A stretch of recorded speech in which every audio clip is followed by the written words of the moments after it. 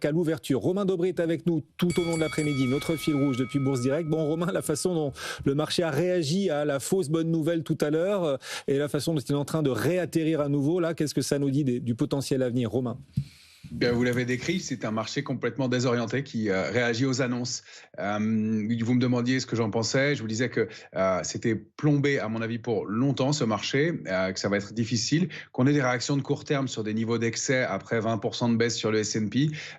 Mais on est en train de tester, et on vient de le voir à l'instant, des niveaux techniques hyper précis. La zone 7150, 7220 sur le CAC 40, qui est un niveau sous lequel on a des risques d'accélération baissière importants et majeurs. Sur le S&P, c'est 4980 points. Et je pense que dans ce contexte, et là c'est moins une partie analytique graphique, mais une question de comportement, et le comportement le traduit à l'instant, que si il peut y avoir des réactions haussières, des réactions violentes à la hausse liées à des annonces, je ne vois pas de gros investisseurs dans un marché dans lequel on est en phase de distribution, on l'évoque ensemble depuis plusieurs mois, même bien avant l'annonce de l'élection de Donald Trump, une phase de distribution sur les grandes GAFAM, donc des gros acteurs du marché, les gros acteurs du marché qui sont en train d'alléger du papier sur ces dossiers-là, se repositionner immédiatement, et encore moins dans un contexte d'incertitude. Pareil, les gros acteurs veulent bien pricer du risque, mais pas de l'incertitude. Et je ne crois pas du tout qu'ils soient prêts à rentrer dans ce marché, dans ce contexte-là. Après, c'est ma conviction. Ce qu'on verra, ce sont les niveaux techniques. Il faut repasser 4980 sur le S&P sur plusieurs clôtures, repasser 7250 sur le CAC 40 sur plusieurs clôtures pour invalider des mouvements de baisse dans un contexte qui est vraiment, à mon sens, dégradé, et avec certes des opportunités. On a des titres qui ont beaucoup baissé, mais beaucoup, ce n'est pas toujours un modèle. Et pour l'instant, la main est au vendeur, et on voit que les accélérations haussières liées à des annonces sont invalidées aussi vite, et de passer de -5 à +3 et puis à -2 sur des indices, pas un bon signal. C'est la spéculation qui est à la manœuvre, et il faut prendre du recul sur ce marché-là, et je pense que au mieux, on en a pour un certain temps dans des niveaux compliqués, et que les cibles, c'est plutôt au moins 4005, 4008 sur le S&P. On a flirté avec, mais on va devoir aller probablement chercher ces niveaux-là, et on a encore des extensions baissières possibles sur pas mal de GAFAM, même des grosses, Microsoft, Tesla, etc. Donc c'est pas amusant comme information, mais malheureusement c'est ce que traduit le comportement du marché aujourd'hui. C'est ça, et beaucoup d'experts nous disent, même si Wall Street a bien décroché quand même maintenant en quelques séances, Wall Street n'est pas encore donné, Wall Street n'est pas encore bon marché, Wall Street reste relativement cher, et sur les GAFAM, vous nous dites, sur la tech, il reste techniquement parlant un certain potentiel de baisse encore à venir, donc Romain.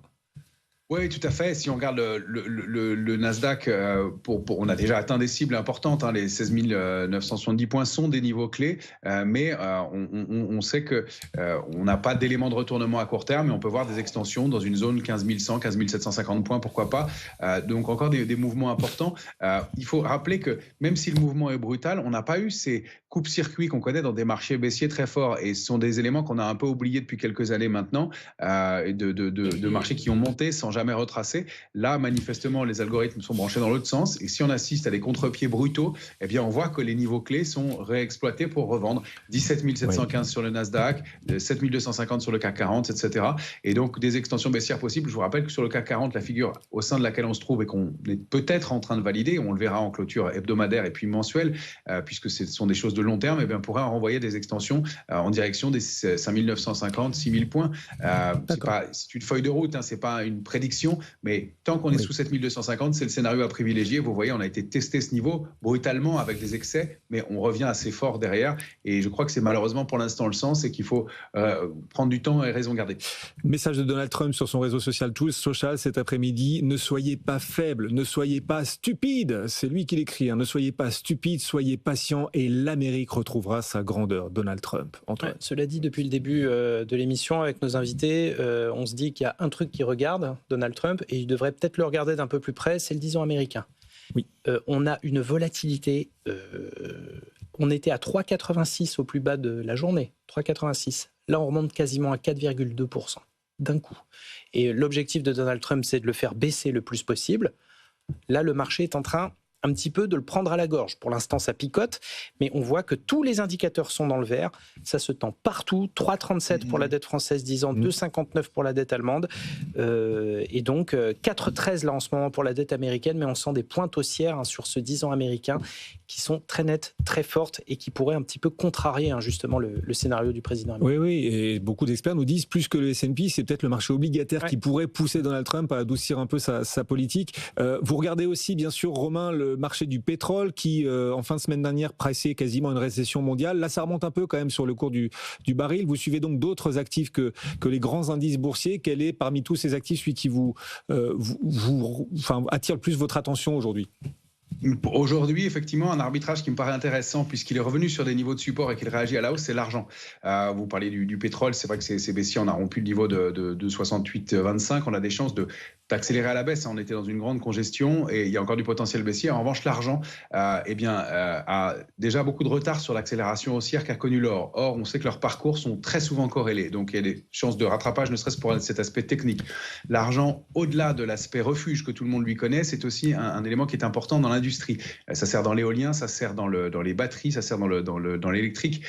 Donc il y a pas mal de relais de ce côté-là. Or, l'argent a construit depuis 2011 une très large structure de retournement haussière qu'il a validée dans le courant de l'année dernière. Et là, on revient sur ce niveau de support au-delà de 28-29.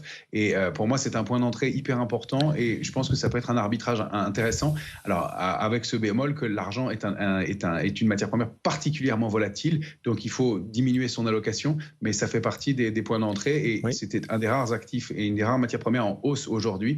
Donc, encore une fois, quelque chose qui me paraît intéressant de ce côté-là. On a des premières cibles situées aux alentours de 34, tant qu'on est au-delà de 28. Et ensuite, on pourra aller chercher des extensions bien plus haut, en direction de 42 et même un petit peu au-delà, à moyen long terme cette fois-ci. Mais en tout cas, c'est un moment, à mon sens, et c'est un des rares actifs sur lequel je serai un peu positif à court terme. C'est vrai que l'argent monte aujourd'hui. L'or repart déjà à la baisse, 3024 $ l'or. On rappelle que l'Allemagne veut exfiltrer des États-Unis son stock d'or. Oui, l'Allemagne est en train de réfléchir à sortir son or du territoire américain. Ça fait partie des faits de marché. Alors, il y a un humoriste américain qu'on suit.